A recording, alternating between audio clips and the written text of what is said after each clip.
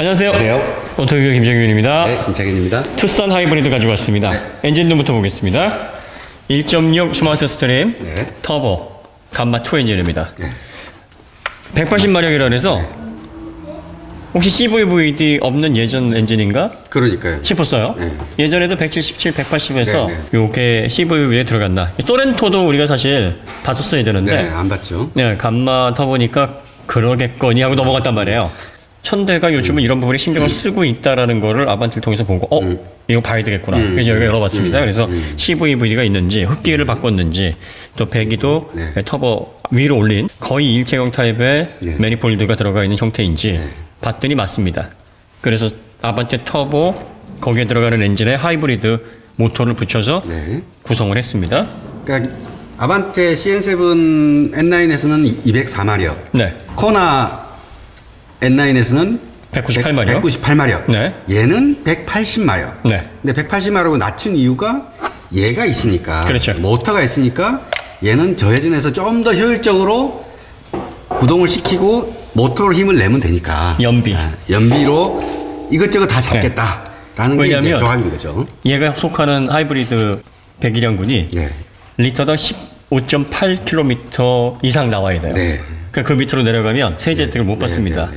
그러면 130만 원을 더 내야 되는데 이렇게 되면 하이브리드 혜택 못 받으면 소비자들이 돈을 더 내야 되잖아요. 네. 굉장히 중요해요. 그래서 소렌토 하이브리드가 네. 그걸 못 마셨어요. 네. 15.3? 네. 15.8이 안 되니까 야, 이 정도 되는 중형 SUV 하이브리드가 없으니까 세제 감면 혜택을 받지 못하더라도 경쟁력이 충분하니 이 상태로 그냥 못 받더라도 내는 게 최선이니까 낼 거야. 이 모델은 15.8km까지 딱 받아냈습니다. 그러니까 빌트인 캠하고 네. 또 18인치 휠 타이어를 맞춰서 그렇게 맞춘 거라 사륜 구동이 없어요. 네. 왜? 사륜 구동 걸어놓으면 내려가거든요. 그러면 세제 혜택을 못 받거든요. 그러면 이 차종 전체가 가장 낮은 수치에 해당하는 수치를 기준으로 인증을 받거든요. 그럼 사륜 구동을 집어넣게 되면 얘도 그 순간 날아가는 거예요. 그러니까 얘 사륜 구동 안 되겠구나. 그래서 라브4에 비해서 유일하게 지금 경쟁력이 떨어지는 부분이 사륜 구동이 없어요. 하이브리드가. 이게 하이브리드의 세제 감면 그것 때문에 벌어지는 배리어 이상의 문제다. 그래서 CVVD를 물렸기 때문에 이걸 180마력으로 뺐어요. 그러다 보니까 가뜩이나 CVVD로 그 전에 출력 유지하고 끌어올렸잖아요. 6점 몇 %, 뭐 7점 몇 % 이산화탄소도 내리고 연비도 끌어올리고 했는데 더 좋아졌겠네요. 더 좋아졌겠죠. 네. 그리고 나서 전기 모터로 합산을 해서 15.8 그리고 빌트인 캠 안 달면 16.2 이렇게 해서 이제 공인 연비를 만들어냈습니다. 자, 구조는 뭐 아반떼 터보에서 본 그 구조입니다. 이게 CVVD입니다. 여기가 아반떼 안 보신 분들을 위해서 뭐 잠깐 설명해 주시죠. CVVD가 뭔지. 그 캠 흡기 캠이 여기 있고 밸브 캠이 여기 있잖아요. 네. 원래는 여기 캠 샤프트가 이렇게 돌아가면 각도가 정해져 있어요. CVVT는 타이밍만 좀 당기든지 미루든지. 근데 밸브가 열려 있는 정도는 동일한 거고. CVVL은 밸브를 좀 더 밀든지 좀 더 당기든지. 근데 두 개를 조합하면 듀레이션을 바꿀 수가 있는데 이 모터를 가지고 이거 두 개가 열리는 각도를 이렇게 돌 때는 속도를 좀 느리게 하고 이렇게 돌 때는 빠르게 하고 하는 그 조합을 통해서 듀레이션을 늘렸다 줄였다 할 수 있는 게 이거거든요. 그렇죠. 그러니까 듀레이션이 이 저RPM에서 혹은 고RPM에서 힘을 내야 되느냐 연비를 좋게 해야 되느냐에 따라서 필요한 듀레이션이 다르거든요. 그러니까 얘가 이 모터를 통해서 바로바로 제어할 수 있다라고 해서 이제 엔진 중에서는 현재로서는 가장 획기적인 구조라는 거죠. 그러니까 이제 손가락 두 개로 설명을 하면 이게 CVVT입니다. Continuously Variable Valve Timing. 이게 CVVL이에요. 위아래로. 이건 이렇게 움직이면 이렇게 움직이는 거죠. 그래서 안 되네. 쉬운 거 아니에요? 이게 장갑을 껴서 안 되는 거지. 그래요? 원래 제가 자율신경이 좋아요. 보실래요? 됩니다. 돼요? 잘 되죠? 이게 이렇게 되는 거예요. 두 가지가 합치면. 그러면 CVVT면은 이렇게 되는 거고 L이면 이렇게 되는 건데 CVVT는 그냥 벌을 따져 이렇게 되는 거예요. 그러니까 이 두 가지를 이렇게 하면은 더 좋아지거든요. 그래서 얘가 이게 들어간 겁니다. 이게 3세대에 해당하는 밸브 기술에서 3세대에 해당하는 거고요. 가솔린은 이 밸브가 굉장히 중요합니다. 디젤은 밸브가 안 중요한가요? 공기량을 일단 때려 놓고 보잖아요. 디젤 직분사니까. 그리고 이제 예전에 가솔린은 이제 직분사 없이 MPI로 많이 들어갔다가 네. 그리고 또 이제 직분사로 되더라도 뭐 희박연소도 해야 되고 또 농후일 때, 희박일 때 뭐 이럴 때 또 제어를 해야 되고 가솔린은 터보차저가 들어가지가 않아서 이게 사실은 크게 이슈가 됐던 거고 그 터보차저가 들어가게 되면은 그래서 CVVT 정도로만 넣는 게 일반적인데 여기에다 이제 CVVT, CVVL을 다 넣으면 좋은데 복잡하니까 이걸 그럼 하나로 맞춰서 CVV 뒤로 두 가지 장점을 다 갖되 효율은 더 높이자 하는 게 이거예요. 그래서 이걸 하이브리드까지 붙어 있으니까 네. 지금 이 파워트레인은 내연기관에서 구성할 수 있는 할 수 있는 거 다 해놓은 거라고 가장 네. 진보된 네. 그런 방식이라고 보시면 됩니다. 가성비가 좋은 건가요? 나쁜 건가요? 지금? 가성비로 따지기에는 이 감마 엔진이 사실은 가성비가 괜찮은 거죠. 가성비가 얘만 들어가면 네. 가성비가 엄청 좋아지잖아요. 네. 근데 여기다 하이브리드까지 들어갔으니 네. 기본 2,850만 원의 요 정도 시스템이면 네. 가성비 좋은 겁니다. 네. 3,800만 원이면 어떨까요? 생각 좀 해봐야 되겠는데. 네. 네. 그래서 저희가 가성비를 원하시는 분들은 기본 많은 거 포기하시고 옵션 편리함 포기하시고 기본으로 사시면 네. 가성비가 정말 좋다는 거고 3,800이면은 약간 뭐 좀 갸우뚱해지죠. 그렇게 해서 구분하시면 되고요. 전기 모터 여기 들어가는 부분에 제어하는 인버터. 네, 네. 모터는 요 밑에 들어가요. 네, 모터는 나중에 밑에서 보겠습니다. 변속기하고 이렇게 사이에 들어가는 거고요. 이 인버터 요게 중요하죠. 네. 이거의 기술에 따라서 여기서 이제 승합도 해줘야 되고 네. 또 교류 모터를 그 회전을 또 제어를 해야 되기 때문에 네. 얼마나 효과적으로 잘 하는지 뭐 이런 것들 전기차에서 이미 이게 증명이 됐잖아요. 그래서 이 인버터에 들어가는 파워 모듈에 따라서 얼마나 전력 손실률이 적어지고 그렇죠. 알뜰하게 주파수 제어를 삼상으로 주파수를 제어를 해야 되니까 요거를 진규로 교류로 만들어 주면서 최대한 효율을 높여주는 이런 어떤 전력의 수급을 어떻게 해주느냐가 얘가 담당하고 네. 있는 부분이에요. 네. 하이브리드는 아무래도 이제 뭐 전기차에 비해서 보조니까 요게 실질적으로 뭐 효율을 끌어내는 부분에 있어서 전기차만큼은 아니더라도 그래도 얘가 똑똑하게 전원을 연결해줄 때 연결해주고 끌어줄 때 끌어주고 해야 되거든요. 그래도 얘가 60마력인가 44kW니까 네네. 대략 60마력 정도 되거든요. 네. 근데 이게 60마력이 그냥 한참 쉬고 있다가 가끔씩 나오는 60마력이 아니고 네. 전기를 쓸 때는 계속 쓴단 말이죠. 네. 그러니까 우리가 200마력짜리 엔진이라 그래도 네. 200마력을 항상 쓰는 건 아니잖아요. 그렇죠. 평소에 달릴 때만 50마력도 썼다가 100마력도 썼다가 이랬는데 얘의 60마력은 평소에 한 40마력 이상 계속 이제 쓰는 60마력인 거죠. 그렇죠. 그러니까 네. 많이 쓴다고 봐야 돼요. 네. 여기 냉각수가 2개 들어가는데 네. 각각 뭔가요? 하나는 저 인버터 냉각하는 거고요. 네. 하나는 저 엔진 냉각하는 거예요. 네, 인버터에 왜 열나느냐 했는데 이거 기본적으로 고전압 네. 전류를 다루는 겁니다. 그렇기 때문에 파워 반도체에서 열이 많이 나요. 그래서 파워 반도체에서 이게 150도 이상 열 나면은요 반도체의 성질이 없어져 버려요. 그걸 잃어버립니다. 그래서 이 냉각수로 열이 비정상적으로 오르지 않도록 계속 냉각을 해줘야 돼요. 자, 여러분들 그 냉각수 색깔이 네. 파랗고 도랗고 노랗고 다 다르네요. 네, 이건 브레이크 오일이고. 네, 이건 브레이크 플루이드입니다. 네. 기본적으로 요거 이제 유압을 네. 통해서 조절을 해주는 거고요. 네. 예, 그래서 브레이크 오일이라고도 하는데 플루이드, 네. 액이라고 많이 하죠. 그러니까 윤활하면은 오일이고, 네. 그 다음에 액체를 이용해서 압력을 가하면 이제 플루이드라고 얘기를 하는데, 이게 색깔이 다 다른 이유가 여기도 뭐 에틸렌글리콜 주성분, 에틸렌글리콜 다 주성분인데 색깔이 다르단 말이에요. 네. 여기 들어간 첨가제가 다르죠. 민욱기님, 문문님이 이제 요거 강조 한번 해달라고 했는데 시승해서 하면은 좀 이게 묻히니까. 네. 우리 김드라님께서 이 냉각수의 색깔별대로 왜 첨가제가 이렇게 들어가서 이런 결과가 나오는지 강제로 빼드릴게요. 여기 보면 네. 저게 보이네요. 이게 드럼 하이드로백이었고 그죠? 네. 하이드로백 없죠? 없어요. 네. 왜냐하면 하이브리드니까 네. 예, 하이브리드는 왜 저걸 들어가야 되냐면 그렇죠. 브레이크를 회생제동으로 그렇죠. 그 메커니컬 브레이크가 같이 움직여야 돼요. 네. 그래서 회생제동이 먼저 들어가고 메커니컬 브레이크가 그렇죠. 먼저 동작을 하든지 네. 아니면 메커니컬 브레이크가 먼저 들어가고 회생제동이 동작을 하든지 뭐 네. 이게 세팅하기 나름인데 현대기아차는 하이브리드 같은 경우에는 메커니컬 브레이크보다 회생제동이 네. 먼저 작동을 하거든요. 그래서 이제 그거를 정밀하게 제어하려면 네. 하이드로백이 들어있는 그 배력으로는 안 같이 되죠. 정밀하게 제어가 안 되기 때문에 네. 얘를 달아놓은 거예요. 전기 모터로 ECU로 해서 정밀하게 제어를 해야 됩니다. 네. 그리고 이게 들어갔다 나왔다 회생제동이 나가고 메커니컬 브레이크가 개입하는 시점에서 네. 이질감이 생겨버리면 네. 모터의 회전으로 인해서 네. 제동을 효과를 줘서 발전을. 네. 그러니까 모터는 출력의 방향을 반대로 걸면은 발전입니다. 그렇죠. 네. 모터가 반대로 회전한다고 생각하시는 분이 있는데 네. 그러면 후진하는 거죠. 그렇죠. 그거 아니고요.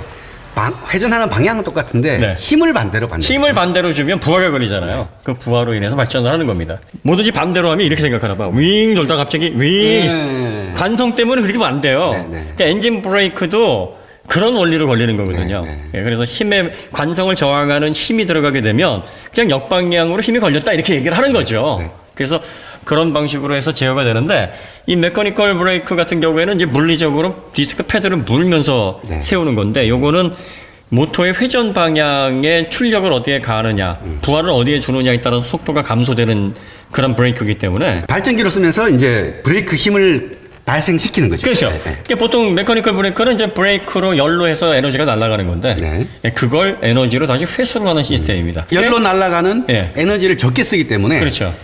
이 하이브리드로 얌전히 운전하시는 분은 한 10,000km, 20,000km 타도 브레이크 로터가 깨끗한 경우가 많이 있죠. 초반에 그 가공돼서 나온 네네. 그 표면 그 무늬가 살아있어요. 네.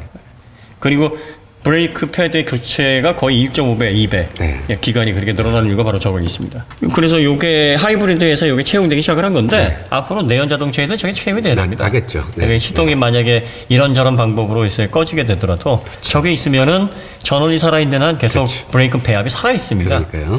요게 이제 하이브리드에서 핵심 기술이 요거예요. 그러니까 회생제동에서 메커니컬 브레이크로 넘어갈 때 사용자가 그걸 알고 이질감 안 생기는 거예요. 눈치채면 안 돼. 근데 예전에는 그걸 눈치채가지고 갑자기 메커니컬 브레이크로 들어가면서 훅 이랬단 말이에요. 요즘은 근데 요즘 별로 그런 게 거의 없는 것 같아요. 네, 그렇습니다. 저희가 인버터 설명, 전기차 뭐 이런 것들은 굉장히 많이 했어요. 그래서 본 리뷰에서 이렇게 넘어갈 때 뭐 이렇게 대충 하지? 뭐 이렇게 생각을 하실려나? 또 처음부터 A부터 Z까지 해야 되나? 글쎄요.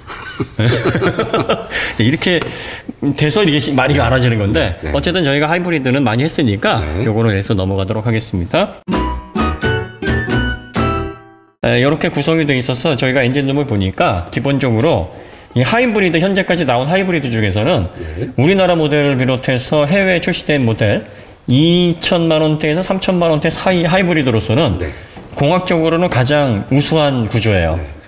가끔 이제 어떤 분들이 세타 터보 엔진, 2.5 엔진 내구성 좀 알려주세요. 감마2 내구 알 수가 없죠. 도대체 저희가 그걸 알려드릴 수가 없어요.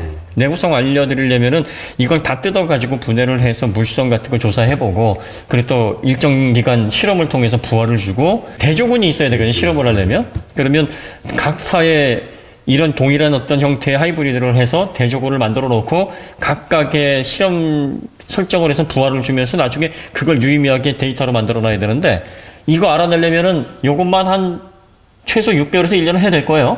그리고 이제 그걸 저희가 할 수가 없는 게 메이커 입장에서도 나름 그런 종류의 테스트를 통해서 이 정도면 됐겠거니 하고 나온 거를 갖다가 우리가 밖에서 몇 개랑 비교해갖고 되니 안 되니 말하기는 힘들다는 거죠. 이렇게 또 해야 돼요. 상품을 사자마자 샘플을 띄워서 조건을 맞춰놓고 실험실 환경에서 적어도 대조군이 될 수 있는 걸 하나 놓고 비교군이 될 수 있는 거를 몇 개 놓고 그걸 동일한 환경에서 다양한 부하를 주면서 A그룹, B그룹, C그룹 이런 식으로 만들어 놓고 해야 돼요. 부하도 한 가지만이 아니라 여러 가지 온도 부하, 또 주행 부하, 뭐 막혔을 때 생기는 그런 부하 이런 걸 통해서 해야 되기 때문에 내구성을 저희가 뇌피셜로 하게 되면은 이거는 뭐 간단히 할 수 있는 거지만 정확하게 근거를 제시를 하려면 그것만 해도 몇십억 써야 될 겁니다. 소비자들이 그걸 원하시나 봐. 이거 내구성 문제 있으니까 이거 사면 붕어되는 겁니다. 기업 니들이 말이야 너희들 이거 해달라는 얘기 같아요. 근데 막장 드라마에서 김치 싸대기 날리면 보긴 좋은데 그게 시간 지나고 나면은요 그거 흑역사 됩니다. 저희들도 흑역사지만 그걸 듣고 좋아하신 분들도 나중에 시간 지나다 보면 아 그때 왜 그걸 가지고 이렇게 촉지연했을까 그 생각하게 돼요. 수많은 소비자들이 사서 예를 들어서 1만 대가 판매가 됐을 때 그것이 나중에 후에 필드에서 어떤 증상이 나오는지 그게 재료든 필드 피드백인 거고 그렇죠. 그걸 통해서 검증이 되는 수밖에 없는 거지. 저희가 몇 대 사갖고 한다고 해도 그거는 신뢰성 자체가 그렇게 믿을 수 있는 게 아닌 거죠. 그리고 그런 샘플들도 정확하게 몇 대에서 문제가 생겼다라는 통계 자료를 취합을 해가지고 정확하게 분석을 해야 되는데 저희가 또 그 통계 자료를 제조사도 아니고 A센터 뭐 이런 메이커에서 제공할 리도 없고 해서 그런 거에 대해서 공정하게 판단할 수 있는 그 근거가 안 돼요. 근데 대체적으로 사람들이 왜 이걸 자꾸 해달라는 거 보면 머릿속에서 이제 뇌피셜로 조합을 해서 이렇게 문제다라고 하도 이렇게 스피커들이 많이 떠드니까 너희들은 왜 안 해? 그러니까 일종의 사상 검증하라는 것 같아요. 그래서 저희가 이 정도면 우리도 충분히 사상 검증하지 않았을까 싶은데 요즘 너무 유튜브에서 자극적인 게 많으니까 원색적으로 막 욕해달라는 걸 바라시는 것 같아요. 그러면 그게 마치 소비자들을 위해서 애쓰는 사람처럼. 그래서 저희는 어쨌든 기조를 유지하고 뭐든지 팩트가 중요한 거고 눈에 보이는 알 수 있는 부분만 접근하고 모르는 건 모른다고 해야 됩니다. 모르는 걸 아는 척하거나 머릿속에 소설 쓰면은 나중에 크게 문제가 됩니다. 플랫폼이 3세대 플랫폼이라 보시면은 비껴치기 대응이 된 것 같죠? 네, 이렇게 좀 올라가 있죠. 제발 이거 좀 사다가 비껴치기 좀 해봤으면 좋겠어. 걔들 왜 안 사지? 현 PD 전화 좀 해봐. 거기요? 영어 되지? 되죠. 해봐. A few moments later.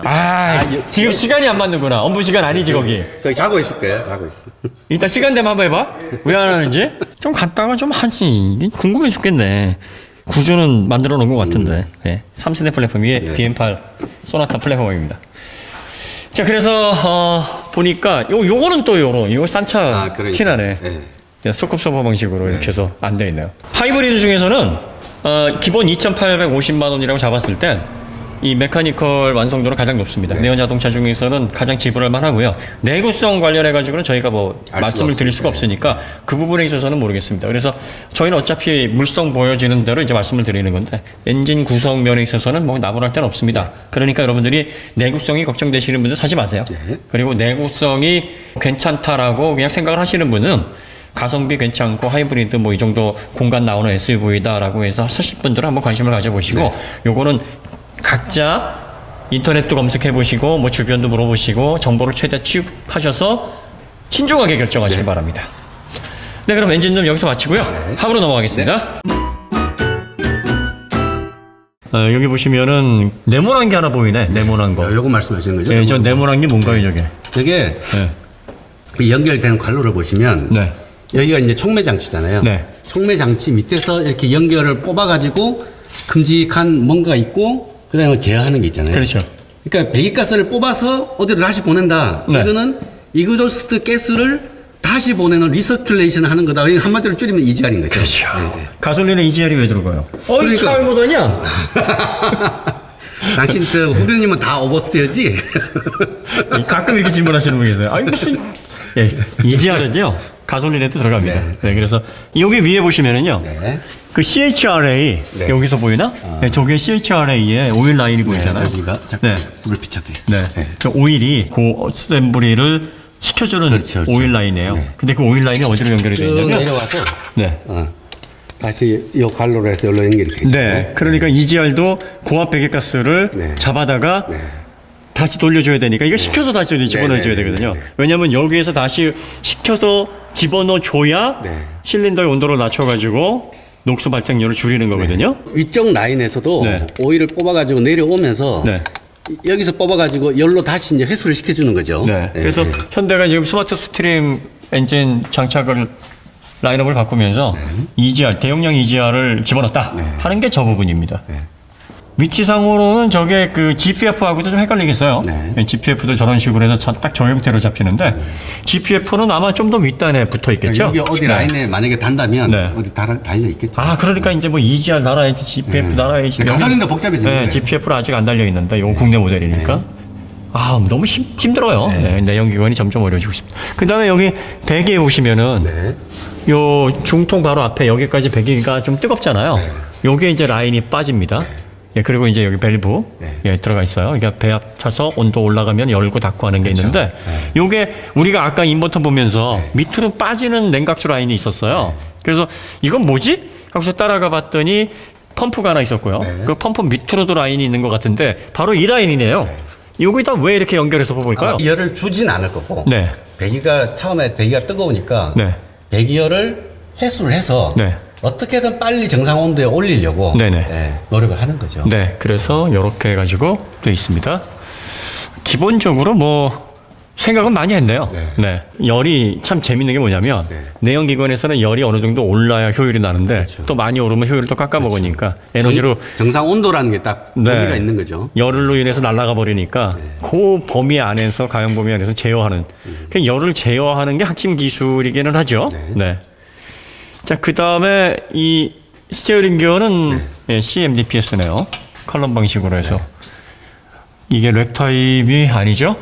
그래서 위쪽으로 해가지고 이제 컬럼 쪽에 모터가 붙어 있으면 이제 컬럼 방식의 CMDPS다 이렇게 얘기를 하는데. 그러니까 얘는 이제 아마도 스티어링 조작의 정밀성보다는 편하게 타는 차니까 네. 렉 타입까지는 필요하지 않다라고 생각하고 컬럼 방식으로도 요즘 컬럼 방식이 많이 좋아졌으니까 이 정도면 충분해 라고 생각을 했던 거 아닌가 싶네요. 그래도 이제 컬럼 방식이 좀 정교함이 떨어져요. 그렇죠. 네, 그래서 어디에서 티가 나냐면 고속 주행 시에 보타할 때 조금 스티어링 휠이 약간 좀 신경 쓰입니다. RMDPS가 그런 면에서는 좀 신뢰성이 높죠. 이 렉앤피니언 방식이 공간도 덜 차지하고 구조도 간단해서 많이 쓰는데 이게 평평한 기어를 동그란 기어로 움직인다는 게 이게 센터 잡기도 힘들고 고정해서 유지하기도 힘든단 말이에요. 렉앤피니언은 이 렉 기어 막대기를 여기 바로 붙어갖고 밀어주고 당겨주니까 정밀하잖아요. 근데 여기는 원 쿠션을 받아서 저 위에서 올려주니까 그렇죠. 정밀하는 게 아는 거죠. 그 다음에 또 문제가 이제 스티어링이 돌릴 때마다 윙 이 소리 나는 거. 네. 아반떼 스포츠에서 그 소리 나죠? 아니. 안 나요? 안 나요. 왜 안 나요? 안 나요.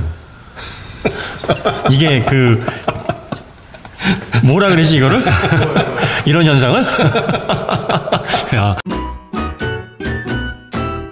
그렇습니다. 3세대 플랫폼 들어가 있습니다. 3세대 플랫폼 들어가 있어서 여기 쭉 뻗어 있네. 앞에까지 이렇게 쭉 되어 있습니다. 서브 프레임이 저쪽으로 이렇게 앞에까지 들어가 있어야 안전하고, 그러니까 뭐 탑승자 안전보다는 이 밑으로 들어오는 사고에서 부품 보호도 하고, 그다음에 서브 프레임이 기본적으로 이제 하부에서 일어나는 진동 주파수 이런 것들 정리해주는 1차 충격 흡수 장치예요. 그래서 이게 물성이 흡수를 하는 게 아니고 이거 말씀드리면은 뭐 강인데 흡수를 하는 구조적으로 이 주파수 특성을 바꿔가지고 위로 올릴 때 MVH에서 가장 중요한 역할을 하는 부분입니다. 얘가 없으면은 이 위에 진동들이 그냥 그대로 위로 올라가니까 이 바디 쪽에 막 여러 가지 그 장치들을 막 달아놔야 돼요. 그래서 얘가 엔진, 변속기, 또 휠 이번 부분에서 오는 그 초당 막 20에서 30 뭐 그런 헤르츠들 뭐 이런 여러 가지 소음 특성들을 얘가 이제 담당을 하는 건데 그러니까 당연히 이렇게 소음 특성을 변화시키려면 면적이 좁은 것보다 넓은 게 낫죠. 그 다음에 얇은 것보다 두꺼운 게 낫고. 그래서 그런 측면에서 지금 3세대 플랫폼에서 이렇게 우물정자를 쓰고 있는 건 좋은 겁니다. 예전에는 이거 H프레임 나올 때는 우물정자는 오래된 설계 방식이라서 구태이어라고 구닥다리다 이렇게 얘기를 해요. 그렇게 말하는 댓글도 제가 봤어요.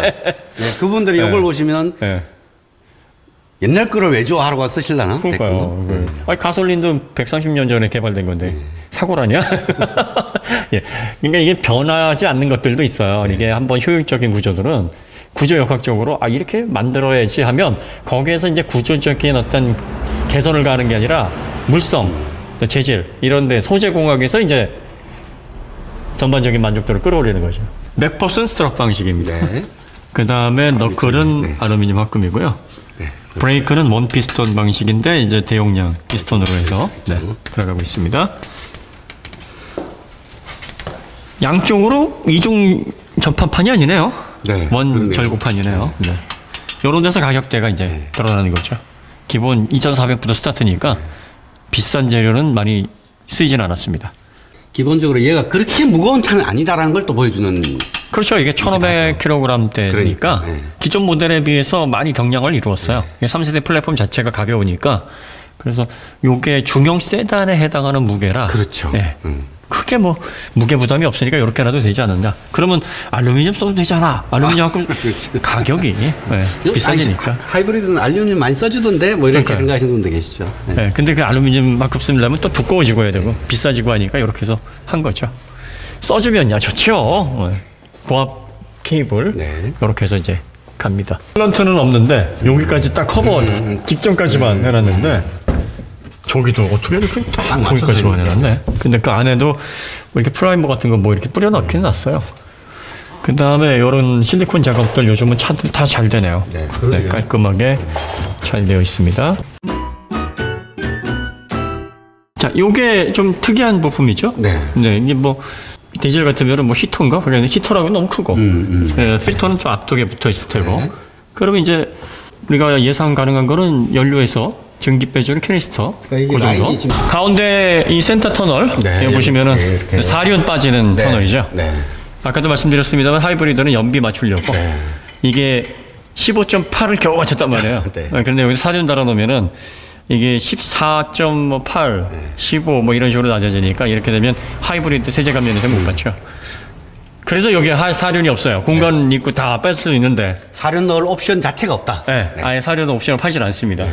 그래서 이제 어떻게 보면 좀 허전해 보이기도 합니다. 네, 허전하네요. 네. 네, 그리고 보통 이제 하이브리드가 이만한 덩치 없었잖아요. 그러다 보니까 여러분들이 효율 위주로 해서 그러면 이제 4륜 옵션을 빼고 해야 되니까 얘는 더더군다나 도시명 SUV라고 그렇죠. 봐야 되겠습니다. 그러다 보니까 이쪽에 방열판 같은 작업이 안 돼 있네요. 네, 단열재만 여기 앞에 이렇게 써 있고 방열판 좀 아쉽네요. 방열판이 좀 돼 있으면 좋은데. 요것도 저가형 모델에는 이 케이블 방식인가 보죠? 네. 아, 기본형은 케이블 방식인데 얘는 전자식이라는 이야기죠. 그러면 가솔린 가장 싼 모델은 역시 아마 케이블이 나온다. 작두 브레이크 이렇게 들어가는 모양입니다. 후륜 서스펜션 구조를 보겠습니다. 네. 여기 보시면은 다 뭐 강으로 되어 있고요. 트레일링한 방식의 4링크 멀티링크 구조입니다. 확실히 이렇게 링크 구조를 이렇게 딱 보시면 최근에 현대차가 기본적인 거동 내기 위해서 이 구조를 만들고 있다라는 게 이제 좀 보이지는데요. 그래서 아주 적극적인 변화의 구조는 아닌데 나름대로는 그래도 하중 받았을 때 투아웃 나오게 구성은 되어 있습니다. 짧고 각도가 좀 많이 차이가 나죠. 그다음에 위에 링크도 보면 이렇게 원으로 동그랗게 되어 있어가지고요. 여기 이제 하중 받으면 얘는 수평보다 약간 더 위로 가고 얘는 위에서 이렇게 더 올라가니까 당겨주는 역할을 살짝 하는데 이 각도 차가 그렇게 크지 않은 걸로 봐서 좀 마일드하게 좀 해놨다라고 보시면 돼요. 그리고 기본적으로 우리가 봤을 때 롤을 좀 허용하는 듯한 특징이었기 때문에 이게 적극적으로 변화가 될 그런 구조로도 필요가 없는 거죠, 사실은. 그래서 기본적으로 코너링 안정성을 가져갈 수 있는 그런 구조로 해놨고요. 스테빌라이저가 동작하는 구간도 굉장히 짧아요. 굵지도 않고 여기도 굉장히 좁습니다. 초반에만 조금 단단한 느낌을 주고 정말 하중을 받게 되면은 롤이 좀 많이 발생하는, 그래서 기본적으로 충격을 많이 흡수를 하는 그런 구조인 걸로 저희가 확인을 했습니다. 그래도 이 정도 발생하는 어떤 롤에 비해서 코너링 안정감은 괜찮았어요. 산타페나 뭐 페니세이드보다도 얘가 기본적인 성향은 좀 더 부드럽다. 뭐 이렇게 보여집니다. 달리기 위한 차라고 생각하시면 안 된다. 뭐 젊고 좀 공격적인 디자인이다 해서 이런 스포티한 어떤 느낌. 그다음에 초반에 좀 청각을 지나서 이제 신세대 가장 유부 한테 어울리는 그 정도의 컨셉이다. 가장 이걸 대상으로 나이를 만약에 추천드리면 30대 초반. 초반에서 후반 사이. 그다음에 그 우리 2세들이 벅벅 기어다니거나 아장아장 걸어다니는 그런 아빠들. 초등학교 가기 전, 뭐 아니면 초등학교 저학년 그 정도까지. 그런 아버지나 어머니한테 가장 맞는 컨셉에 찬 것 같아요. 그리고 젊은 30대 분들에게 굉장히 어울리는 디자인이에요.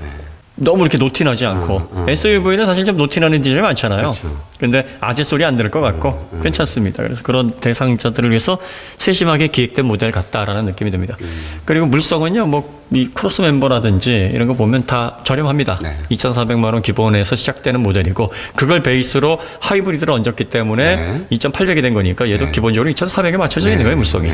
그래서 요 구성을 보면 그렇게 돼 있고, 그다음에 배기도 요게 투싼 N도 나오죠. N9 뭐 N9이 준비됐다고 들었어요. 그래서 여기 듀얼 배기 뽑을 수 있는 그런 방식으로 이렇게 해놓은 거네요. 보니까. 그래서 이런 거 보면 이제 이것도 고성능 모델을 내려고 이렇게 만들어 놨나 보다 이렇게 얘기를. 배터리는 여기 있어요. 배터리는 요 위에 있습니다. 그래서 이 위에 있다 보니까 배터리가 아무래도 있어서 시트가 조금 올라가 있어요. 2열 시트가. 저도 안 그래도 운전하면서 룸미러로 햄피디를 보니까 약간 얼굴이 좀 높이 있기 때문에. 그래서 그렇게 뭐 썩 높게. 그러니까, 티가 난다기보다 말을 하니까 아 그렇구나라고 이제 알아듣는 정도. 근데 실제로 뒷좌석에 타보니까 이렇게 뭐 높거나 그래서 불편감이 느껴지지 않았습니다. 배터리가 1.49kWh예요. 네. 약간 SUV로서는 아쉽죠. 뭐 그랜저 하이브리드 같은 경우는 1.76, 1.79인가요? 그거보다 용량을 좀 줄였어요.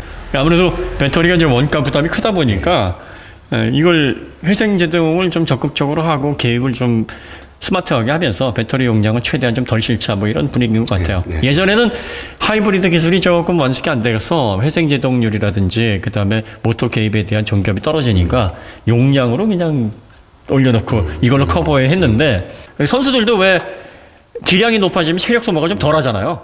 요령이 생기니까. 네. 그리고 전문가일수록 또 기술이 훌륭할수록 장비를 많이 안 씁니다. 네. 그래서 그런 차원에서 현대가 줄여낸 건데 그러니까 소비자들이 겉으로 보기에는 왜 자꾸 줄이지? 그런 느낌이 좀 들어요. 그럼 이제 우리는 소비자 편을 좀 들어야 되니까 우리도 그렇게 얘기하죠. 왜 자꾸 줄이지? 높아져도 네. 기왕 주던 거 그대로 주지. 그러면 더 좋아질 텐데 왜 항상 그거는 맞춰가지고 트레이드 오프를 시키지? 기술 좋아졌다고 덜어내면 뭐가 좋아진 거야? 기술이 좋아지고 용량도 그대로야 그만큼 올라간 그 덤을 소비자들이 받을 수 있을 텐데 아깝네요. 그러니까 배터리는 직관적이거든. 네. 가격이. 네. 덜어내면 그만큼이 절약되고 비싸니까 제조사들이 좀 겁을 많이 내는 부분입니다. 그래서 요 부분 그 하이브리드로서 용량 배터리 용량이 조금 아쉽다. 예, SUV 좀 크니까 한 1.73 정도 넣었으면 네. 좋지 않았을까? 예, 그런 생각이 좀 듭니다. 자, 투싼 하이브리드 하부 그리고 주행 시승을 했습니다. 네. 2,850 기본으로 뽑으신다 그러면 저는 괜찮은 가성비 좋아요. 네. 그리고 엔진의 구성이나 파워트레인 구성이 참 좋네요. 거기 네. 지금 딱 보면 네. 신상이네 하는 네. 느낌. 네. 여기 GPF만 들어가면 아주 풀세트겠어요. 네. 근데 GPF만 빠져있고 EGR도 대용량 들어가 있고 아주 뭐 구성 좋습니다. 그리고 냉각수도 빨리 데울 수 있도록 예, 그래서 효율 높일 수 있도록 베개 라인에서 뽑은 부분도 있고 사륜이 없는 이유는 연비 기준을 맞추기 위해서 세제 감면을 받기 위해서 사륜을 배치를 못한 거고요. 그 다음에 공간은 저희가 타보니까 1열, 2열 충분합니다. 산타페가 아쉽지 않은, 그보다는 좀 작지만. 그리고 승차감도 100km 내외에서는 정말 세련되고 편한데 그러다 보니까 얘가 비싼 재질이나 어떤 흡음재 MVH가 고속에서까지 커버할 수 있는 재질은 아니거든요. 그럼 120이 넘어가게 되면은 아무래도 이제 공기 저항이라든지 노면 저항 이런 것들이 뭐 크게 증가를 하니까 그것까지 항상성을 유지할 수 있는 정도의 무성은 아니다 보니 100km 내외에서의 정숙성과 편안함이 120km가 넘어가면 확 떨어져요. 그러니까 이제 애 태우고 네. 그렇게 빨리 달리지 마. 그렇죠. 그게 대비를 더 이루어가지고 그런 느낌이 좀 들고요. 그 다음에 고속에서의 스티어링 휠의 조작감이 살짝 좀 불만입니다. 네. 그래서 요 정도 덩치하고 요 정도의 어떤 편안한 어떤 특성이면 RMDPS로 좀 바꿔줬으면 좋겠어요. 그게 좀 아쉽습니다. 그리고 그 외에는 뭐 크게 흠잡을 건 없어요. 그래서 여러분들이 이 투싼 하이브리드는 가격 옵션 조절만 잘하시면 될 것 같아요. 이거 욕심내셔가지고 3,850까지 가시면 이거 가성비 좋다, 만족스럽다 이런 생각은 안 드실 거예요. 그런데 3,100, 200까지만 끊으셔도 오, 이 정도면 해자인데? 그런 생각이 드실 만한 구성인 것 같습니다. 그리고 현대에 꼭 드리고 싶은 말씀은 상품성 좋게 나왔고 좋은 플랫폼을 써서 완성도도 높이 났으니까 제발 옵션 가지고 좀 네. 어댑티브 크루즈 컨트롤 기본으로 하이브리드 좀 넣어주세요. 그러면 이거 잘 팔릴 겁니다. 그런데 이게 기본으로 안 들어가 있으니까 이걸 3,300이 기본가 아니야 이거 해다 보면 그러면 소렌토 자꾸 생각나고 산타페 생각나고 하니까 생각만큼 힘을 못 받는 거예요.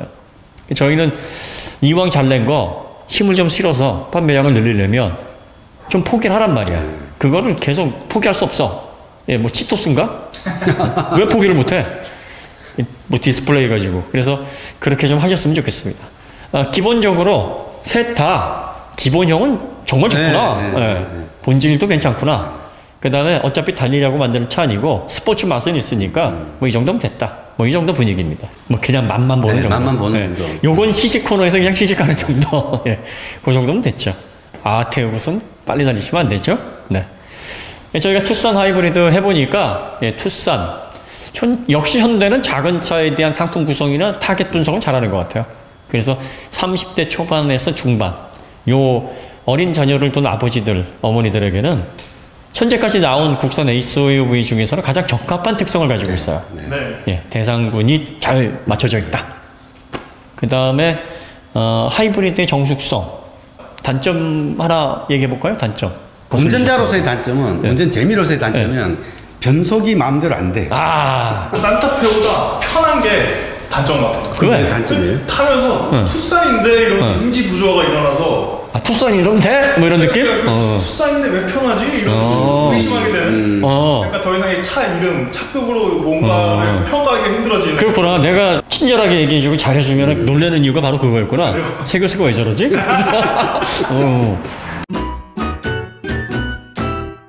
저는 옵션 장난. 네. 이왕 편의성 구성하려면, 상품성 구성하려면 시원하게 좀 쓰자. 감질나게 하지 말자. 그리고 제발 소비자 간 보지 말자. 간 안 보면 소비자들이 우와 그러는데 간 보니까 소비자들이 역시나 이번에도 이런 얘기를 한단 말이에요. 근데 이 투싼은 산타페나 팰리세이드보다 더 가소성이 떨어지는 부분이라 소비자들이 더 작은 돈에도 민감하단 말이에요. 그래서 그 작은 돈을 좀 극복할 수 있는 어떤 그 혜자스러운 모습만 보여주면 문제 없을 것 같아요.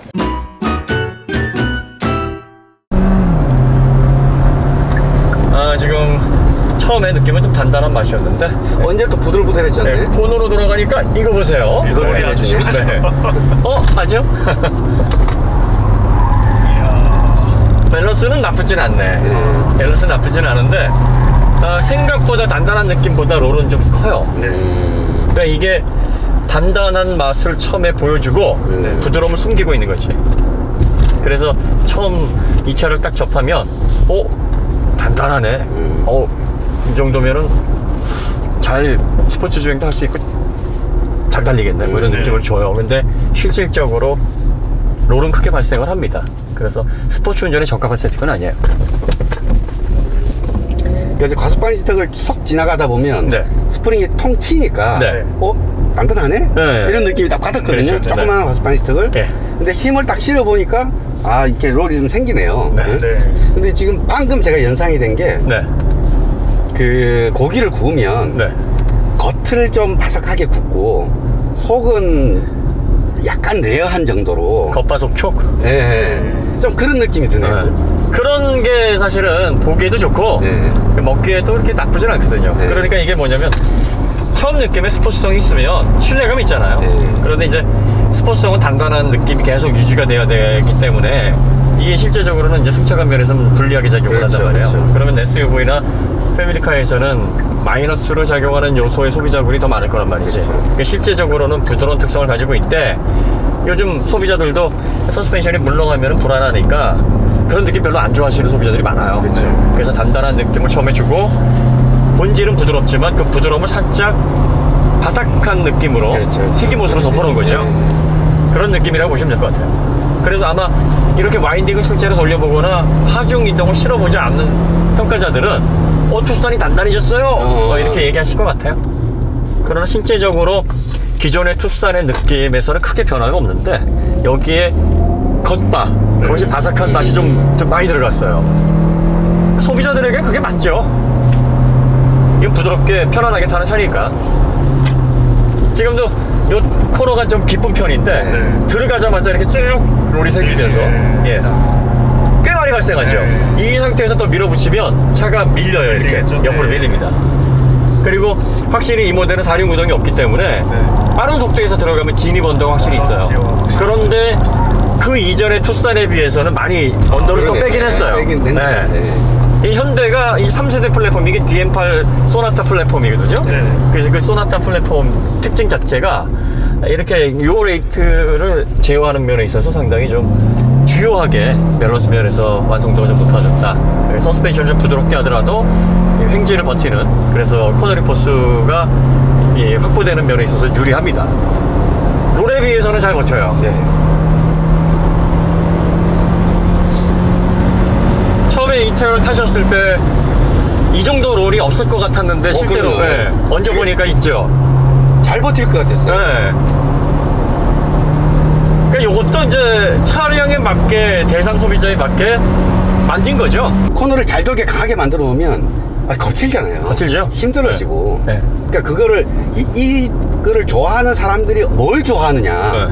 그거를 잘 판단해서 요 정도에서는 말랑하고 요 정도에서는 단단하고 하는 그 느낌을 조율을 해 나가는 거죠. 그죠. 아니, 투싼에서 기깔나게 돌려면 이번에 투싼을 사. 그래. 네. 밸런스 댄 사야지. 그렇죠. 상품 기획에 맞게 서스펜션들 조율이 잘 됐는데 이제 현대 기아 이런 세팅에 신경을 쓴다라는 거는 고객의 필요에 세분화해서 네. 그 필요에 충족시키기 위한 포인트를 실어놨다는 거고요. 예전에는 실력이 없어서 이 롤을 이런 식으로 밖에 부드럽게 하려면은 허용하고 네. 코너링 성능에 있어서도 좀 퍼포먼스가 좀 떨어지게 네. 이렇게 할 수밖에 없었는데 지금 실력 문제는 아니에요. 한 색깔만 평지든 코너든 네. 그냥 한 색깔만 내기에 급급했거든요. 그렇죠. 예전에는 네. 그랬죠. 한 15년 뭐 이전에는 네. 어느 순간부터 색깔이 바뀌더니 아 평소에는 요렇게 코너에서는 요렇게 밥 맛 다르고 반찬 맛 다르고 막 섞어 놓는 그런 데까지 간 것 같아요. 마인딩을 돌려보니까 네. 이제 우리가 이해가 되는 게 뭐냐면 요 고속주행을 한번 현 PD하고 120km 언더로 특히 100km 그 플러스 마이너스 10 구간에서는 굉장히 편안하고 조용하고 안락했어요. 그래서 처음에 주차장에서 끌고 나오는데 네. 제가 맨 먼저 한 이야기가 이거 MVH 되게 좋은데? 네. 라고 했는데 다음 이야기 하시죠. 그리고 나서 120km가 넘어가니까 고속도로에서 네. 안락감이 떨어지면서 주행 안정감도 많이 좀 살짝 불안한 느낌을 준 게 실제로 불안해서가 아니라 100km 내외에서의 안락감과 안정감 그거와 비교가 되니까 갑작스럽게 대비가 되니까 떨어지게 느껴지는 거예요. 자, 그러면 이 서스펜션의 특징이 뭐냐? 안락한 부드러운 특성에 맞춰져 있다라는 거예요. 원래 안락한 서스펜션이 고속주행 시 속도가 올라가면서 그 속도가 증가함에 따라서 안락함과 안정감이 떨어지는 그 비율이 빠르게 하락하거든요. 그러니까 그걸 그대로 보여주더라고요. 그래서 이게 서스펜션이 좀 단단하게 느껴졌고 100km 내외에서는 굉장히 편안했는데 갑자기 왜 품질 저하가 급격하게 느껴지게 될까?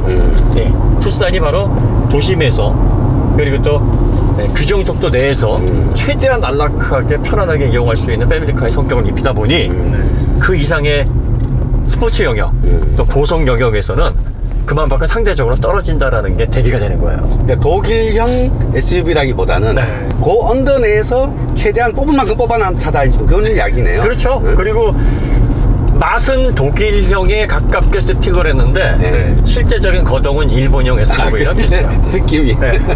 한번 바삭할 때까지는 독일형인데 속까지 씹어보면 일본형이구나. 일본형 혹은 미국형. 미국형. 예. 최근에 미국형도 이런 식으로 많이 바뀌었어요. 그쵸. 예, 그래서 아무래도 이제 이 투싼의 주요 무대가 한국 그리고 또 미국 뭐 이런 쪽이다 보니까 또 중국 유럽만 해도 뭐 이 정도 사이즈가 그렇게 많이 팔리진 않죠. 유럽도 이제 투싼까지는 또 그래도 많이 관심이 있는데 그래서 그렇게 특성을 만들어 놨다 이렇게 보시면 될 것 같습니다. 그런데 이걸 교묘하게 잘 숨겼네. 그러게요. 나쁘게 얘기하면 교묘하고 좋게 얘기하면 영리하게. 대충 타면 스포티한데도 승차감도 좋아. 그럴 것 같아요. 이런 느낌이에요. 그 대부분의 좀 도심에서 이렇게 시승하시는 분들은 단단하다라고 오해하실 것 같아요. 근데 그게 그분들이 그렇게밖에 느낄 수가 없겠네요. 그렇게 세팅을 해놨으니까. 근데 단단하지 않습니다. 근데 저희는 이게 투싼에 맞는 것 같아요. 일단은 물침대 그 이미지를 탈피하려고 굉장히 노력하는 것 같아요. 물침대는 아니에요. 네. 그리고 코너링에 롤을 받는 것도 물침대까지는 아니에요. 젤 침대.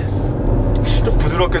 근데 롤의 양은 확실히 많은 있긴 것 있어요. 같거든요. 네. 그런데 이제 처음 맛, 스포티한 어떤 초반의 맛이 확 차이가 나니까 이게 달라졌구나 이렇게 생각을 하는 거고, 그 다음에 기존 세대의 투싼에 비해서 이제 플랫폼 자체가 이제 진화를 했기 때문에 롤이 생기면서 받아내는 코너링 부스 측면으로 가해지는 측면의 하중 이동의 그 관성을 얘가 좀 더 잘 받아내는 것 같아요. 매끄럽게. 기존의 투싼도 나쁘진 않았어요. 그렇게 나쁘게 이런 느낌은 아니었는데, 그거보다 이제 좀 더 편안해지면서 스포티한 맛도 주고 기본적으로 코너링에 대한 어떤 안정감도 살짝 올렸어요. 많이는 아니지만 살짝. 그러면 이제 전반적으로 좋아진 거지. 가격도 많이 올랐잖아. 가격이 엄청 비싸죠. 그러니까 가격이 올랐으니 다 좋아져야지. 그러니까 이걸 잘했다고 해야 돼? 아니면 당연하다고 그래야 돼? 잘했다. 당연하다고 하자. 그래도 아니 여기 시승차 현대자동차 제공했는데 잘했다고 하면은 오해하잖아. 당연하다고 얘기를 하자. 알겠어. 이것도 안 해주면 욕먹어야지. 아니 똑같은 가격에서 했으면 잘했지. 아니면 가격을 낮추고 이렇게 했으면 되게 잘했지. 가격은 올렸잖아요. 가격은 올렸는데 가치가 올렸으니 실질적으로 가격 인상폭은 있는 셈. 없는 셈이 아니라 실질적 가격 인상. 실질적 가격 인상도 있는 셈. 근데 이게 차가 너무 커졌어. 그러게 진짜 이거 커졌어. 소형이라고 보기 좀 그렇지 않나? 거의 중형에 해당하고 있어요. 이게 산타페 DM보다는 공간이 더 넓대요. TM보다는 좀 적은데 DM 이전 모델 그 모델보다는 이게 공간 활용도가 더 좋아졌고 2열이 특히 넓어요. 2열이 굉장히 넓습니다. 그 다음에 리클라이닝 각도도 많이 되고 현행 산타페와 그 휠베이스가 10mm밖에 차이가 안 나니까요. 그러니까요. 트렁크는 공간이 많이 차이가 날 거예요. 아무래도 차 길이 차이가 있어서. 그거는 이제 7인승 모델이 또 따로 있는 모델이니까 차이가 근본적으로 있을 것 같습니다. 전혀 작은 차라는 느낌이 전혀 안 들어. 실내 공간 2열 정말로 광활합니다. 현대에서 보도자료로 뿌린 게 달리는 사랑방. 달리는 다락방.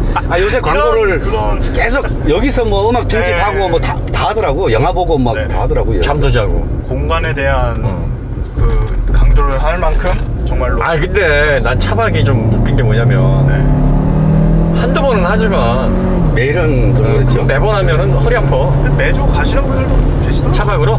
그런 거 좋아하시는 분들 계시지. 맞아요. 그러니까 취향은 강요할 수가 없어. 지금도 봐.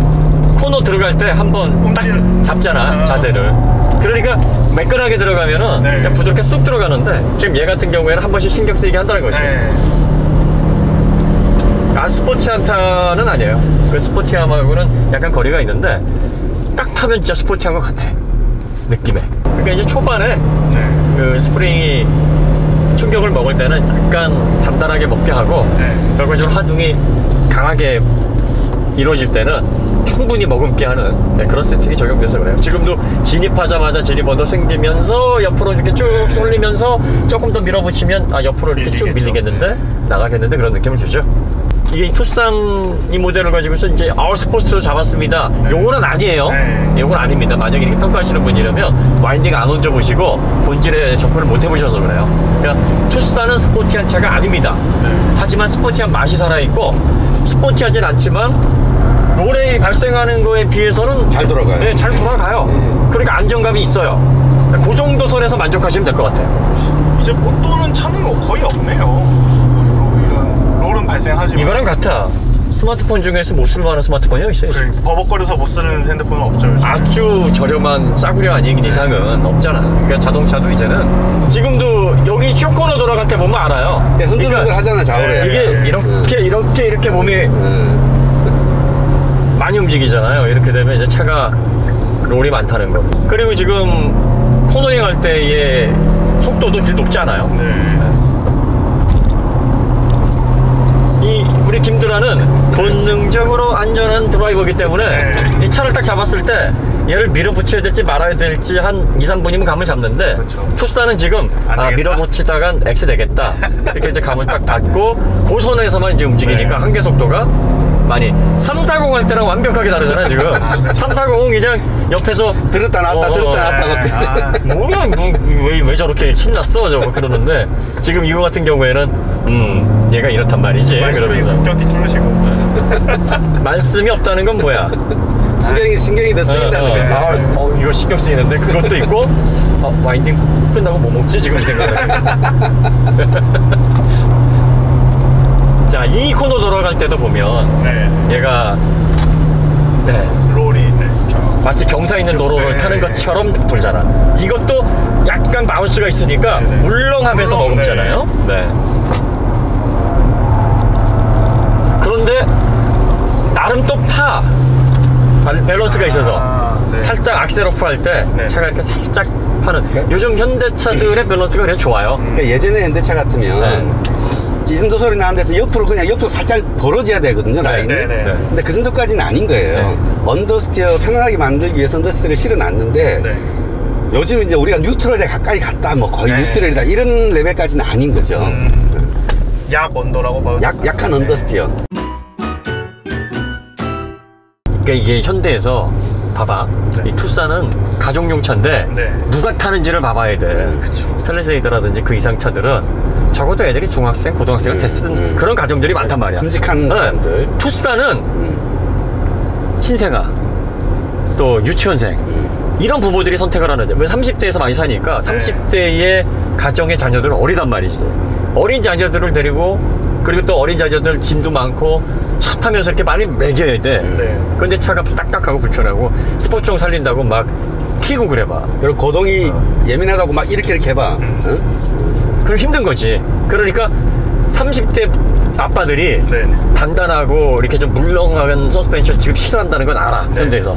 그러니까 처음부터 물렁한 맛을 느끼게 하면 실망할 거란 말이에요. 그러니까 일반 도로를 다닐 때 좀 단단하게 느낌을 주지만 실제로 하중을 받았을 때나 아니면 좀 뭔가 거친 움직임이 있을 때 너무 탑승자들이 불편하면 안 되니까 기본적인 성향을 부드럽게 하는 거예요. 그래서 아이와 엄마가 편안하게 탈 수 있도록. 방금 이제 빨래판을 지나가는구나라는 정도의 진동을 이렇게만 실어주고 뭐 목소리가 들리고 이런 거 전혀 없잖아요. 그러니까 몸 자체는 편안하게 유지하고 있는 거예요. 지금 빨래판 잘 먹어. 잘 먹어. 그러니까 진동은 느껴지는데 막 이건 아닌 거죠. 이렇게는 안 생기는 거죠. 상품 기획을 하면서 타겟 분석이 잘 된 거예요. 그리고 요걸 잡는 30대 아빠들은 스포티한 느낌도 적당히 기분 내면서 식구들한테도 아빠 차 불편해요, 아빠 힘들어요 이런 얘기, 여보 이 차가 왜 이래 이런 얘기 안 들어. 그러면 된 거지. 그래서 SUV 치고 1, 2열 그러니까 운전석이랑 2열 그 승차감의 차이가 크지 않은 것 같아요. 아 그래요? 뒤에도 편하네요? 뒤도 편해요. 뒤를 신경을 많이 썼어. 배터리 때문에 하이브리드 모델은 이제 시트가 좀 올라가 있다고 알려져 있는데 그 높이가 그렇게 크게 신경 쓰이지 않고 껑충한 느낌이 그렇게 많지는 않는 것 같아요. 패밀리카로서 적당한 사이즈에 너무 크지 않고 하지만 크기에 비해서 공간 활용 진짜 좋고 그리고 230마력이란 말이에요. 이게 180마력의 전기 모터 플러스가 돼가지고 합산 출력이 230인데 성능도 시원시원해요. 그러니까 하이브리드면은 요 정도는 돼야 될 것 같아요. 그러니까 하이브리드 괜찮네. 모터로 가면 차가 워낙 조용하잖아요. 엔진음이 없잖아요. 그렇죠. 그때 약간 이질적인 게 뭐냐면 엔진음이 백그라운드 노이즈가 확 줄었기 때문에 타이어 노이즈가 커질 수가 있거든. 그렇죠. 그런 차들이 있잖아요. 근데 얘는 방음 대체도 좀 잘 해놓은 것 같아요. 네, 방음 대체. 근데 그게 이제 110km 넘어갔네. 그 방음 대책에 있어서는 산타페보다 훨씬 더 좋을 정도로 느껴지는 거죠. 110km가 기준인 것 같아, 얘가. 근데 그게 맞아. 경고속도를 위해서 만들어놓은 차죠. 그러니까 이게 한국형. 더 달릴 일도 없고 사실 가족 치러놓고서 막 140, 150 하는 가작은 반성해야 돼. 그건 말도 안 되는 거고. 그러니까 그 규정 속도 내에서 얘가 100km에서 110km 사이의 정숙성과 편안한 또 소음 MVH의 억제 능력이 워낙 좋다 보니까 그게 넘어갔을 때 차이가 너무 크게 느껴지는 거지. 그래서 갑자기 왜 이렇게 시끄럽지? 갑자기 왜 이렇게 안정감이 떨어지는 것처럼 느껴지지 하는 게 모든 역량을 100에서 110km 그 구간에 다 그냥 때려 넣은 것 같아요. 그러니까 이제 노이즈가 아무 생각 없이 만들면 이렇게 올라가야 되는 속도가 속도하면서 여기 노이즈를 좀 줄여야 되니까 야 여기 노이즈 떼갖고 고속에 좀 들어가 이렇게 막 그렇게 해놓은 거예요 정말로. 이렇게 됐어. 노이즈가 100까지는 이렇게 살짝 오르다가 그 다음부터 이렇게 올라. 안락함은 100까지는 이렇게 가서 오히려 80에서 100은 더 올라가. 그러다가 이게 쭉 갑자기 또 내려가요. 급하게. 이런 형태로 지금 세팅이 돼 있어.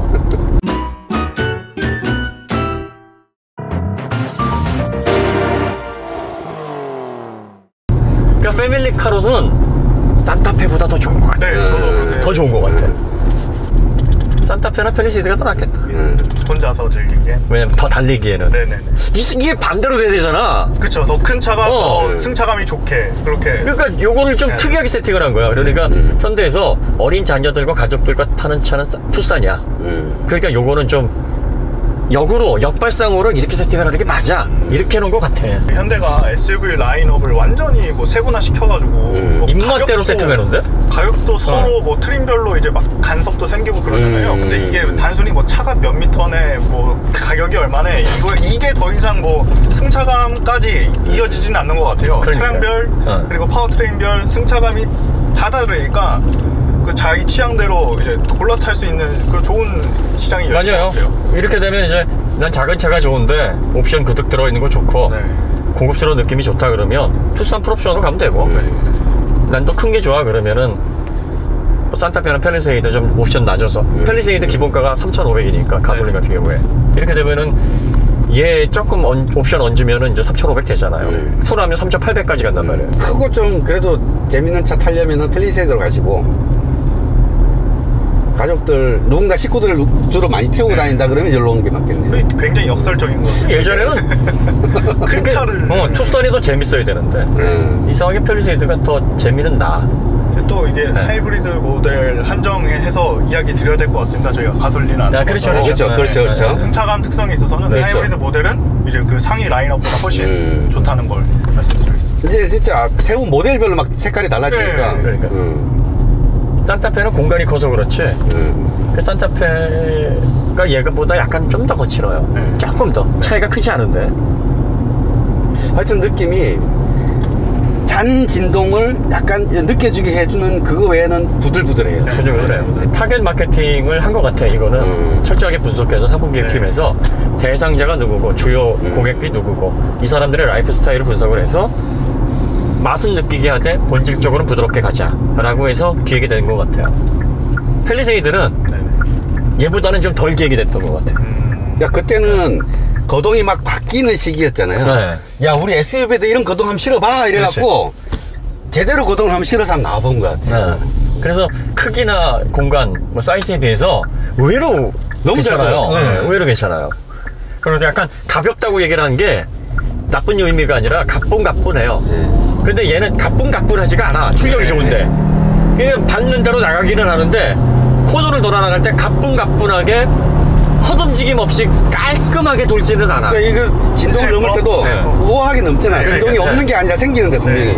그 정도에서 롤이 느껴질 정도면 부드러운 거야. 부드러운 세팅이죠. 근데 또 가속 방치도 넘을 때는 또 아닌 척을 한단 말이지. 그리고 브레이크를 밟거나 가속을 할 때 노즈 다운 스팟이 생각보다 많이 일어나요. 그러니까 앞에가 완전 부드럽게 더 상대적으로 부드럽게 세팅되어 있지 않나 그런 생각을.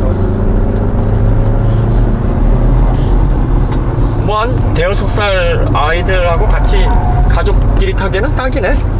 그래 아버지도 적당한 기분 내고. 산타페보다는 진입장벽이 낮죠. 그러니까 하이브리드는 2800이니까 하이브리드는 진입장벽이 좀 높지. 근데 이제 출력이 230마력이고 얘가 라브4에 비해서는 뭐 전반적으로 조금씩 다 좋더라고요. 출력도 좀 더 좋고. 지금 여기도 봐. 얘가 조금 저 자세 제어가 약간 좀 민감하게 들어오네요. 그러니까 이제 야, 이 차로 그렇게 하면 안 돼. 그러는 거야. 얘가 방금 뒤가 뭐 잡아준 거야, 얘가. 달랐다는 건 아니고 뭔가 단절된. D가 잡아준 게 아니라 이 딱 들어가서 언더가 생기니까 자세 제어가 딱 개입을 한 거야. 잡은 거예요. 그래서 한번 출력이 끊었다 이어진 거야. 그러니까 뭔가 이게 출력이 왜 끊기냐면 롤이 많이 발생을 해서 하중 이동이 생기면 야 이거 지금 한계치에 나달할 수 있으니까 출력 끊어 하고 끊는 거야. 그러니까 롤이 있다는 얘기야. 기본적으로 구조적으로 저런 코너에서 자세 제어 들어오는 차가 몇 없었거든. 얘가 들어온다. 산타페 안 들어왔고 팰리세이드 안 들어왔어. 이제 이렇게 얘기하면 이해가 되실 거예요. 얘는 들어와 자세 제어가. 그만큼 부드러운 승차감 세팅입니다. 지금도 브레이크 거니까 우리가 앞으로 이렇게 가버리잖아요. 타이어도 지금 되게 하이그립은 아니거든요. 그러니까 이런 차를 스포티하다 그래서 코너에서 확 돌렸다가는 그러시면 안 되죠. 이거. 여러분 안녕히 계세요 이러는 거지. 지금도 롤이 이렇게 진입하면서 진입 언더가 있다 보니까 싹 발생을 합니다. 근데 이렇게 발생을 하면 아까 한계 속도에서는 차가 옆으로 이제 밀려서 코너에서 이렇게 나가야 되는데 그러진 않아요. 기본적인 밸런스는 롤에 비해서는 코너 리포스가 좋고요. 그걸 밸런스로 이제 잘 잡아놓은 거죠. 투싼은 스포티하게 즐길 뿐보다는 아이 아빠가 되시는 분들이 좋을 것 같아요. 시내 위주로도 좋아요. 롤, 이 정도 롤은 이제 고속주행에서도 불안으로 또 이어질 수 있잖아요. 운전자에게. 너무 속도만 안 내면. 이게 110km까지 가는 우리가 해봤잖아. 110km까지 너무 좋아. 너무 좋아. 그러니까 규정 속도 내에서 움직이실 분들은 뭐 괜찮은데 지방 간 이동이 많으신 분들에게는 특히 더 추천드리기가 어려운 것 같습니다. 펠리세이드가 나을 것 같아. 네. 지방 간. 뭐 산타페 디젤 모델. 산타페 디젤이나 아니면 연비 걱정되시면은 소렌토 하이브리드. 네. 그 변속을 되게 인색해요 지금. 그러면 이제 조건이 맞아야지만 변속을 해줍니다. 더군다나 얘가 6단 변속기라서 네. 6단 변속기니까 RPM이 높으면 변속이 기본적으로 안 되는데 그것까지 고려해도 변속을 굉장히 소극적이에요. 그러지 마 지금 그러고 있는 거예요. 지금 투싼이 많이 놀랬네요. 하이브리드고 또 투싼 이렇게 부드럽게 가정용차로 세팅을 해놨는데 이상한 데서 와가지고 와인딩 돌리니까 투싼이 지금 멘탈이 약간 나간 거지. 멘붕에 빠졌는데. 우리 아빠는 나 이렇게 대접하지 않았는데 니들 뭐 우리 아빠가 이렇게 하지 말라 했단 말이야 그러는 거지. 얘야 집 나오면 고생이다. 자, 지금 이게 안 움직이잖아. 그러니까 수동 모드가 이게 되게 폭이 좁네요. 네. 그러니까 이게 수동 모드의 폭도 좁고 변속기 자체도 이렇게 반응을 한다 그러면 스포티한 특성은 아닌 거지. 그러니까 전반적으로 이걸 엔지니어들이 조율을 해놓는 거예요. 이 하체도 거기에 맞게 해놓고 주행 특성도 안정감도 코드리 포스도 다 맞게 해놓기 때문에 변속기도 거기에 맞춰서 움직이는 거예요. 요거를 차의 특성 고려 없이 변속기가 왜 이래 하고 까면 안 돼. 자, 롤이 많이 발생하고 차가 언더지만 악셀 오프하면은 살짝 돌아가는 느낌은 있어요. 그러니까 기본적인 안정감이 있지만 재미있게 탈 수 있는 구성은 아니고 스포티한 맛이 있지만 스포티함이 강하게 부각되는 주행 성능은 아니에요. 어린 자녀들과 함께 편안하게 장거리 이동을 하던 시내 주행을 하던 부드럽고 편안하게 우아하게 다녀라. 이게 투싼의 모습입니다. 그래서 우아하게 다니니까 산 하나를 올라왔는데도 힘이 남아있잖아. 배터리가 거의 그 EV가 안 썼나봐요. 배터리 잔유량이. 아니지. 왜냐면 그만큼 안 조진 거지. 안 조진 거지. 그러니까 지져야 달지. 하이브리드 기존 우리 모델들은 중턱 정도 오면 배터리가 떨어져갖고 이게 역시 이게 내연기관 힘이네요. 막 코나는 지졌거든. 아반떼 하이브리드도 밸런스가 좋아요. 소리 소리가 지졌거든. 근데 얘는 그만큼 안 지지면 옆으로 밀릴 것 같은 거야. 그러니까 그래 얘는 지지면 안 되겠다 해서 덜 지지니까 배터리도 많이 남는 거야. 이게 모든 것들이 다 뭘 가리키고 있냐면 투싼은 편안한 차다. 이걸 가리키고 있는 거야. 대지만 편안하지만 편안하지 않은 척을 한다. 근데 이제 이 투싼은 상품성이 좀 복잡한 게 변속기가 버전마다 다 달라. 그러게. 1.6은 건식 DCT고 2.0 디젤은 8단 변속기예요. 또 자동 8단. 거기다가 이 하이브리드는 6단 변속기고 2.5 가솔린은 8단 습식 DCT예요. 또 변속기가 이제 종류마다 있으니까 종류마다 그냥 인번대로 다 붙여놨어.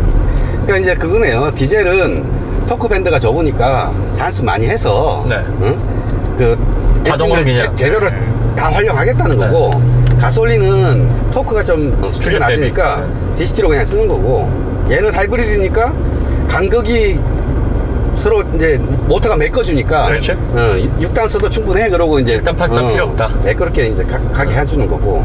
그러니까 하이브리드는 모터가 들어가니까 모터 때문에 6단이면 충분해요. 모터가 기본적으로 할 일을 다 해주거든. 그래서 만약에 하이브리드 DCT가 물리더라도 널뛰는 현상이 거의 없어요. 이제 거기서 이제 모터의 응답성이 얼마나 좋은가가 이제 여기서 나오는 거예요. 그렇죠. 그러니까 변속기가 헐렁헐렁하고 있을 때 모터가 확 들어가고 뭔가 변속 충격이 울컥 하려고 그럴 때 모터가 확 빼주고 그거 싹 해주는 거예요. 그만큼 민감하니까 모터가 응답성이 좋으니까 그런 걸 다 해내는 거예요. 그러니 자동차에 전기 모터로만 가면 얼마나 좋아지겠어요. 배터리 불나는 것만 좀 빨리 해결하면 좋을 텐데. 플러그인도 지금 불 많이 나오고 있죠. BMW를 중심으로. BMW도 삼성 SDI에서 불납니다. 막 이렇게 막 얘기하는 거. K 배터리를 싸잡아서 뭐 하자 뭐 이렇게 한 거 아니에요? 견제하는 것 같아요. 그렇기도 하고요. 결함을 예측으로 단정 지을 수는 없어요. 그렇죠. 그래서 뭐 이게 의심이 됐는데 실제로 뚜껑을 열어보니까 그렇게 아닌 경우도 있으니까 함부로 얘기할 수는 없어요. 그런데 이제 GM 볼트에서도 LG 쪽에 배터리가 문제다, 이렇게 전수조사 들어간다고 그러고, BMW도 때는 이때구나 하고서는 삼성 SDI 배터리 들어가 있는데 이거 공정에서 문제 있어서 이렇게 되는 거라고 막 지들이 자발적으로 막 리콜을 하고 그러대. 판매 중지하고 그랬죠. 한국이 이제 배터리, 리튬이온 배터리로 앞으로 기업들이 큰 힘을 갖게 될 것 같으니까 미국이든 유럽이든 좀 견제를 하는 게 아닌가 싶은 그런 생각이 좀 있어요. 원래 BMW는 불하고 친하잖아. 그러니까 이게 저도 맨 처음에 뉴스 보고서는 야 이게 자라보고 놀란 것은 소뚜껑 보고 놀란다 이러더니 BMW는 그냥 파이어야. 네. 왜냐면 운전할 때도 그 유저들의 가슴에 불을 지르잖아. 그냥 파이어잖아 그냥. 네. 차들 보면 유난히 BMW가 여러 거 다녀. 평균적으로. 그러니까 막 가슴에 불을 지르고 그냥 그래 이거야. 뭐 나는 신났어. 심장이 불타불어. 그러다 보니까 이제 BMW가 진짜 불 보여줄까? 그러고서 이제 불이 팍 엔진에서 나는 거지. 불맛. 그렇지. 불맛이 기가 막히지. 이제 하이브리드, 플러그인 하이브리드에서도 이제 불맛 내고 있어 그냥. 근데 오너분들 가서 그러니까 놀리면 안 됩니다. 네네. 그렇지. 네. 이래서 우리 메일에 답을 안 해주나? BMW. 답은 해줍니다. 답은 해줘? 잘 받았습니다.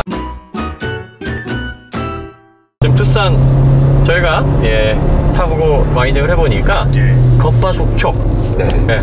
딱 이 말이 맞네요. 네. 겉바속촉. 그리고 어린아이가 어려서 자녀들이 케어가 많이 필요한 그런 나이대라면 투싼을 추천드립니다. 산타페보다 이게 더 나을 것 같아. 패밀리카로서 이상하게 컴팩트 라인업인데 왜 얘가 더 좋지?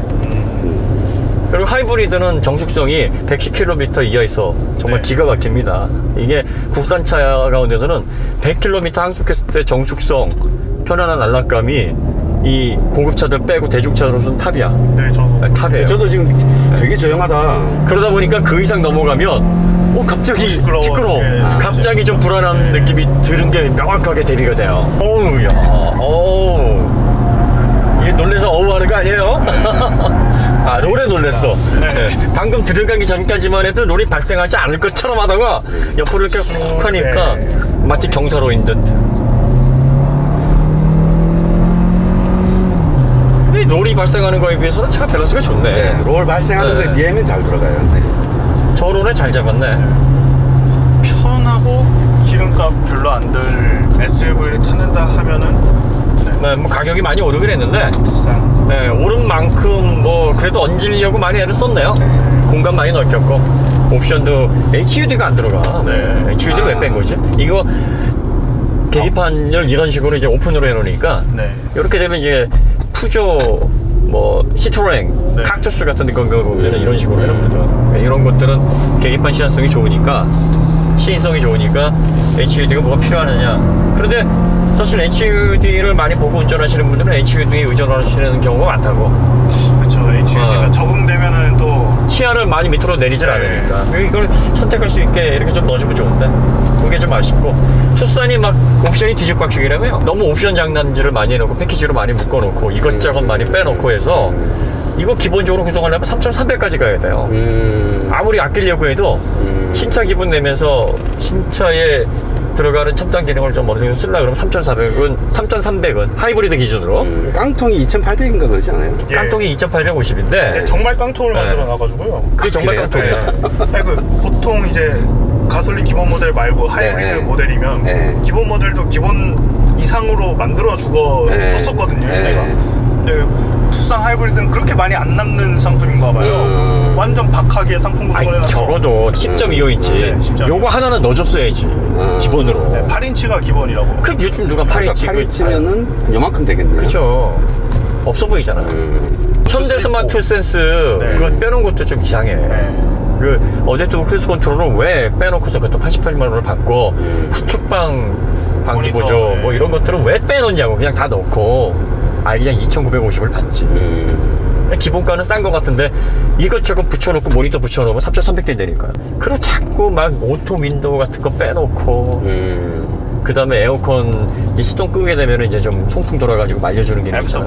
그것도 애프터블로도 안 되고. 그래요? 그건 하이브리드 모델을 한정. 하이브리드 모델에서는 또 그게 안 들어가요. 그래 뭐 기업에서 조금 수익을 높이려고 하는 그런 건 알겠는데 어쨌든 기본에서 신차 기본을 내면서 탈 수 있게끔 하이브리드를 해줘야지. 근데 하이브리드까지도 사면서도 욕하지는 말게끔 해야 되지. 근데 그걸 아직도 이렇게 하고 있으면은 안 되는 거죠. 마지못해 산다는 느낌을 빨리 없애줘야 프리미엄으로 가는 건데. 그러니까 말이에요. 그게 좀 아쉽습니다. 아쉽지. 스팅어 2.5는 네. 좋은 소리 듣잖아. 그쵸. 많이는 안 사지만 그래도 차가 그래서. 그런데 사는 사람들이 해자라고 사잖아요. 네. 선택의 여지가 없기도 하지만 이 정도면은 수입차 뭐 괜찮아. 나 2.5 기본으로 그냥 탈래. 해자야. 이건 볼륨 모델이다. 또 아이러니는 그런 모델은 안 팔리고요.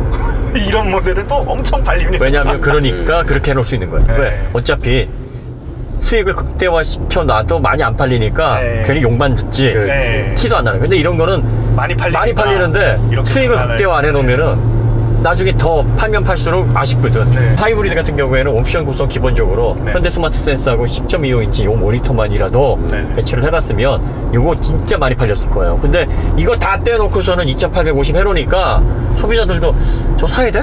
그러니까 이것저것 얹어나 보면은 뭐 산타페나 소렌토 가격 나오고 이러니까는 점점 더 매력이 떨어지는 거죠. 그러면 차라리 소렌토 하이브리드로 좀 더 쓰고 갈까? 네, 좀 더 써야 되는 건 확실합니다. 그러니까 더 쓰면 네. 더 커지고 네. 여러모로 좋아지니까 그 생각을 하지. 근데 저는 감각이 네. 가격을 타치하고 네. 한 중저속에서의 이렇게 뭔가 괜찮은 차를 네. 샀다는 느낌은 얘가 더 나은 거예요. 네, 저도 그러니까 그걸 살리려면 옵션으로 장난질한다는 느낌을 빼야 되는 거예요. 그래서 기본으로도 충분히 탈만한데 그러고 나서 그래도 이왕 사는 거 더 얹자 이렇게 유도를 했었으면 많이 계약을 했을 거예요. 왜냐하면 초반에 이런 차들은 100만 원, 200만 원이 그죠. 가소성이 굉장히 큰 영향을 준단 말이야. 그렇죠. 근데 사실 좀 희한한 게 지금 막 팔아야 되거든요. 출시해서. 왜냐면 이제 스포티지가 또 후속이 기다리고 있고 산타페 2.5 가솔린이나 이제 소렌토도 2.5 가솔린이 나오고 이제 경쟁 차종이 점점 많아지는 시장에서 너무 간보기를 장난을 너무 세게 쳐놓은 거 아닌가. 그렇죠. 자가당착에 또 빠지지 않을까. 그러니까. 그런 생각이 듭니다. 그러니까 이제 디자인 많이 올려놓고 네. 공간 커졌으니까 네. 이렇게라도 한번 팔릴 줄 알고 네. 그냥 기존에 했던 대로 나간 거예요. 네. 그러니까 소비자들이 우와 이거 해자인데 적어도 이 소리가 들어야 돼. 네. 그래서 몰리게 해야 돼요. 하이브리드 해보니까 3,300 나오는데 이게 애매하지 않아? 이 얘기가 초반부터 형성이 돼버리면 그 다음에는 상품성 높여도 안 돼. 스팅어가 그렇잖아. 스팅어가 사실 처음에 낼 때 간보기를 많이 했단 말이지. 기본으로 2,850 사주는 사람도 10.25인치 모니터 이렇게 좀 편하게 좀 하고 어댑티브 크루즈 컨트롤 최소한 이 두 가지는 기본으로 들어가야죠. 그러면 더 욕심 안 내고 탈 수 있잖아. 기본 계기판이 저희가 좀 칭찬을 했더니 너무 그지같이 만들어 놔가지고 이젠 아예 안 하려고 계기판을 안 사게 만들어 버렸구나. 트럭에 거의 포토 수준으로 만들어 놔가지고 이거 안 살 수가 없게 만들어 놨어요. 그래? 네, 아날로그 계기판 그 바늘 감성도 좋아하는 다시 한번 말씀드리지만 현대가 절대 우리 거 보고서 바꾸진 않았지만 우리가 그냥 설레발 치는 거예요. 우리가 그냥 착각하는 겁니다. 네. 그 맛에 있어가는 거죠. 네, 그러니까요. 그런 보람이 좀 있어요. 근데 실제로 보는 거야. 상품성이 좋아요. 네. 그리고 추천은 저희가 해드립니다만 추천은 해드릴게.